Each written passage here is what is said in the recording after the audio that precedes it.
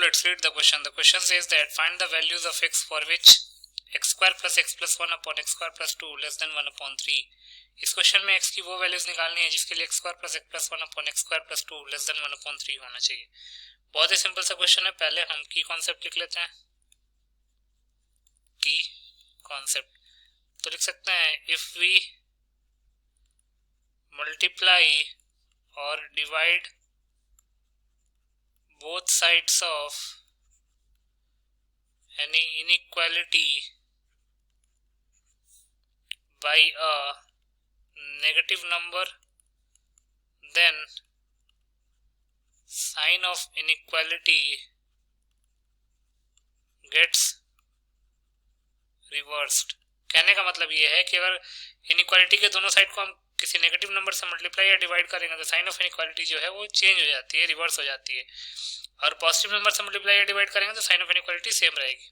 Then product of two factors will be positive if both of them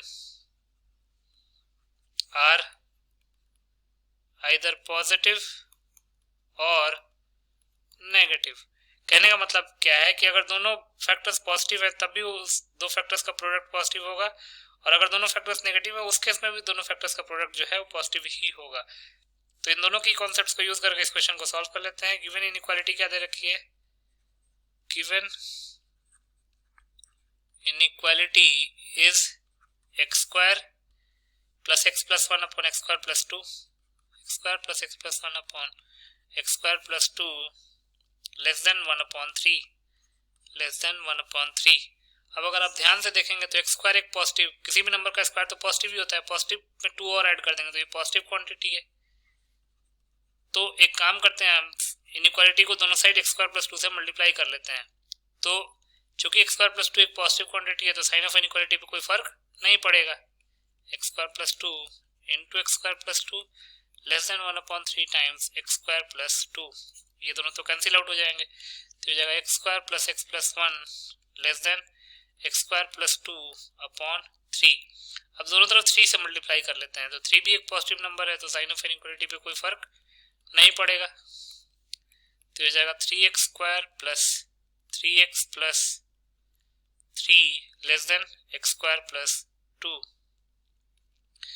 तो ये जाएगा 2x square plus 3x plus 1 less than 0. अब इसको factorise कर लेते हैं तो ये जाएगा 2x square plus 2x plus x plus 1 less than 0. 2x common लेंगे तो जाएगा x प्लस 1 प्लस 1 कॉमन लेंगे तो जाएगा x प्लस 1 लेस देन 0. तो दो फैक्टर्स आ गए 2x plus 1 into x plus 1 less than 0. तो हमारे पास आ गया 2x plus 1 into x plus 1 less than 0. एक बार क्रॉस चेक कर लेते हैं. 2x plus 1 into x plus 1 less than 0.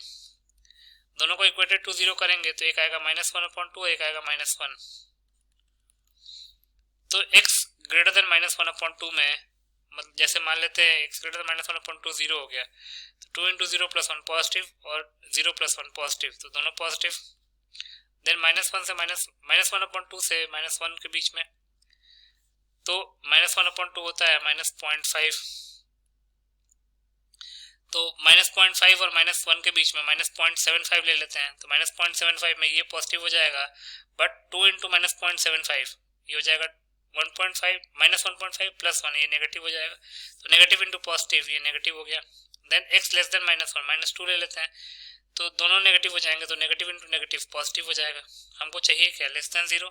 तो यहाँ से लिख सकते हैं minus 1 less than x less than minus 1 upon 2.